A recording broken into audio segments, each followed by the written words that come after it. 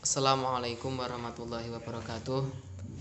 Yang saya hormati Bapak Arif Rahman Hakim, SPDI MPD, selaku dosen pengampu mata kuliah Teknologi Pendidikan. Di sini kami dari kelompok 4 yang beranggotakan saya Muhammad Fauzi, yang kedua Muhammad Bagus, yang ketiga Niza, yang keempat Abdul Rafiq, yang kelima Naila, dan yang keenam yaitu Nisa Wahyu. Di sini kami dari kelompok 4 akan menjelaskan dan serta mendiskusikan materi desain pembelajaran. Langsung saja untuk penjelasan dari materi desain pembelajaran. Yang pertama yaitu dari model pembelajaran. Model pembelajaran itu merupakan sebuah konseptual yang melukiskan prosedur yang sistematis dengan mengorganisasikan pengalaman belajar untuk mencapai tujuan bersama. Jadi model pembelajaran itu dapat diartikan sebuah penggambaran dari konsep-konsep belajar yang bertujuan untuk mencapai tujuan belajar yang lebih baik. Dan adapun fungsi dari model pembelajaran itu sendiri yaitu sebagai pedoman bagi perancang pembelajaran dan para pengajar dalam merencanakan dan melaksanakan aktivitas belajar mengajar. Jadi model pembelajaran ini sangat penting bagi seluruh pengajar serta pelajar, karena dengan adanya model pembelajaran ini kita dapat melaksanakan aktivitas belajar mengajar dengan baik. Selanjutnya untuk pengertian, yang pertama itu pengertian pendekatan mengajar. Pengertian dari pendekatan mengajar yaitu adalah sebuah cara untuk mencapai tujuan atau perolehan ilmu pengetahuan. Jadi pendekatan mengajar itu prosesnya yaitu untuk mencapai tujuan dalam sebuah ilmu pengetahuan. Dan selanjutnya yang kedua itu metode mengajar. Metode mengajar itu adalah cara-cara menyajikan suatu bahan-bahan pelajaran pada situasi tertentu. Jadi metode mengajar itu adalah cara atau metode pengajar untuk menyampaikan sebuah materi terhadap para pelajar. Dan selanjutnya yaitu teknik mengajar. Teknik mengajar yaitu merupakan perpaduan cara dari langkah yang telah terpolakan secara baik untuk melakukan suatu kegiatan atau penguasaan kelas, memotivasi, cara mengatur alat, cara berdemonstrasi dan lainnya. Jadi teknik itu merupakan sebuah cara untuk menunjang kegiatan pembelajaran. Dan selanjutnya itu strategi.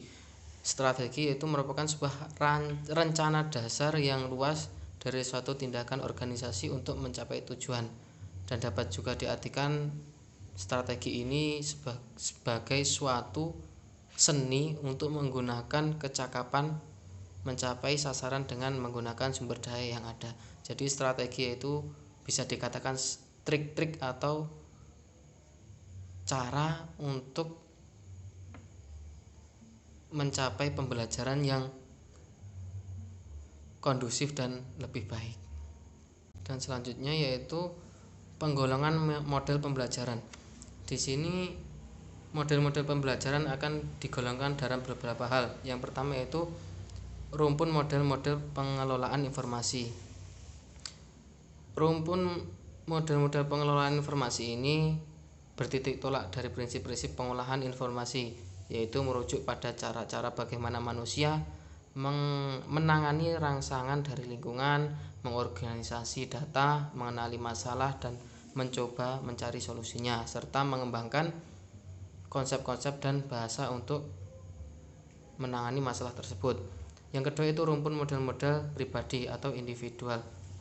Model-model ini menekankan atau memfokuskan pada pengembangan pribadi serta menekankan pada proses-proses pembangunan, mengkonstruksi dan mengorganisasi realita yang mengandung manusia sebagai pembuat makna. Dan yang ketiga yaitu rumpun model sosial. Model-model ini menggabungkan antara belajar dan masyarakat. Kedudukan belajar atau pengajaran di sini adalah bahwa perilaku kooperatif tidak hanya merupakan pemberi semangat. Selanjutnya yaitu rumpun model-model perilaku. Rumpun-rumpun model perilaku ini didasarkan pada suatu pengetahuan yang mengacu pada teori perilaku seperti teori belajar sosial, modifikasi perilaku, atau perilaku terapi model-model pembelajaran. Rumpun ini mempentingkan penciptaan lingkungan belajar yang menghubungkan atau memungkinkan manipulasi penguatan perilaku secara efektif sehingga terbentuk pola perilaku yang dikehendaki. Paradigma baru proses pendidikan formal. Pendidikan lebih menekankan pada proses pembelajaran atau learning daripada mengajar atau teaching. Pendidikan diorganisir dalam suatu struktur yang fleksibel. Pendidikan memperlakukan peserta didik sebagai individu yang memiliki karakteristik khusus dan mandiri. Pendidikan merupakan proses yang berkesinambungan dan senantiasa berinteraksi dengan lingkungan. Peran guru. Guru sebagai fasilitator belajar. Guru harus mampu membangun pengajaran yang interaktif. Guru harus memberikan kesempatan pada peserta didik untuk secara aktif menyumbang pada proses belajar dirinya dan secara aktif membantu peserta didik dalam menafsirkan persoalan real. Guru tidak terpancang pada materi yang termaktub dalam kurikulum, melainkan aktif mengaitkan kurikulum dengan dunia real, baik fisik maupun sosial. Baik, saya akan menjelaskan penjelasan berikutnya, yaitu mengenai model-model desain pembelajaran. Yang pertama, menurut Bella Banalty, model-model desain pembelajaran yaitu langkah-langkahnya. Yang pertama, merumuskan tujuan atau formulate objectives. Yang kedua, mengembangkan teks atau develop test. Yang ketiga, menganalisis kegiatan belajar. Yang keempat, mendesain struktur instruksional. Yang kelima, melaksanakan kegiatan dan mengetes hasil. Yang keenam yaitu mengadakan perbaikan. Selanjutnya penjelasan dari yaitu menurut Geriak dan Eli. Langkah-langkah yang pertama, merumuskan tujuan instruksional. Yang kedua, menentukan isi materi pelajaran. Yang ketiga, menentukan kemampuan awal peserta didik. Yang keempat, menentukan teknik dan strategi. Yang kelima, mengelompokkan belajar. Yang keenam, menentukan pembagian waktu. Ketujuh, menentukan ruang. Kedelapan, memilih media instruksional yang sesuai. Yang kesembilan, mengevaluasi hasil belajar. Yang terakhir, menganalisis umpan balik. Model selanjutnya itu yang menurut Brinks. Brink meyakinkan bahwa banyak pengetahuan tentang belajar mengajar dapat diterapkan untuk semua jajaran dalam bidang pendidikan dan latihan. Karena itu, dia berpendapat bahwa model ini juga sesuai untuk pengembangan program latihan jabatan. Tidak hanya terbatas pada program-program akademik saja. Di samping itu, model ini dirancang sebagai metodologi pemecahan masalah instruksional. Dalam pengembangan instruksional ini berlaku prinsip keselarasan antara tujuan yang akan dicapai, strategi pencapaian, dan evaluasi keberhasilannya. Yang ketiganya merupakan tiang pancang desain instruksional Brinks. Yang selanjutnya, model menurut elaborasi.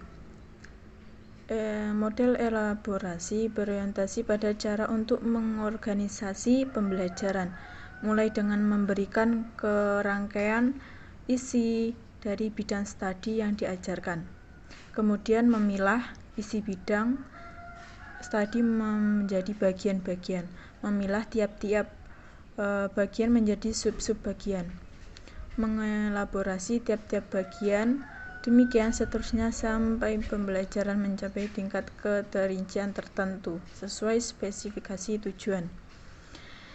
Yang selanjutnya, model menurut PPSI.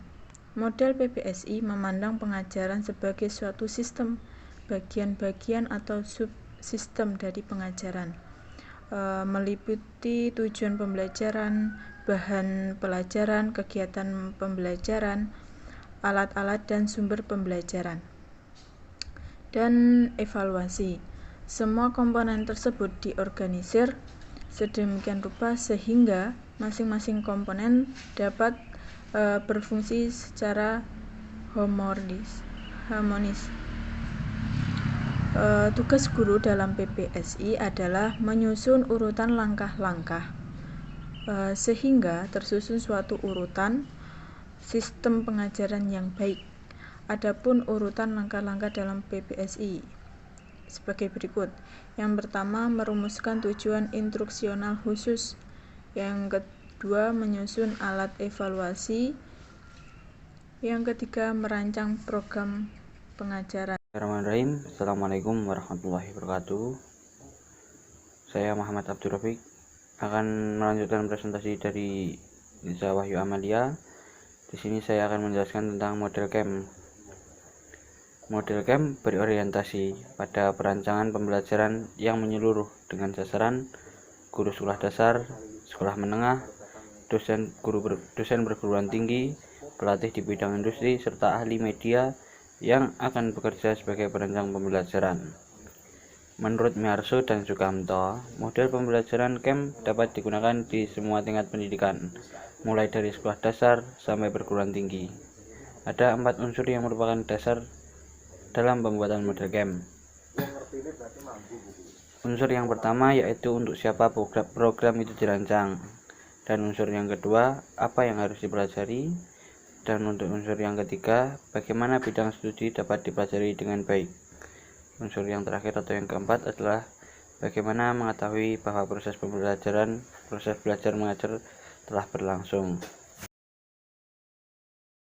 Pembahasan yang selanjutnya saya akan membahas tentang model Dick and Carey tahun 1990.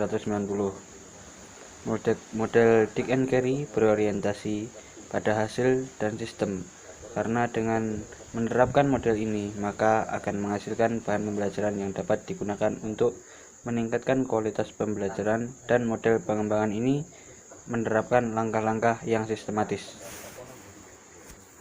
Model Dick and Carey dimulai dengan mengenali tujuan pembelajaran, lalu menganalisis pembelajaran, lalu mengenali tingkah laku, masukan dan karakteristik pembelajar,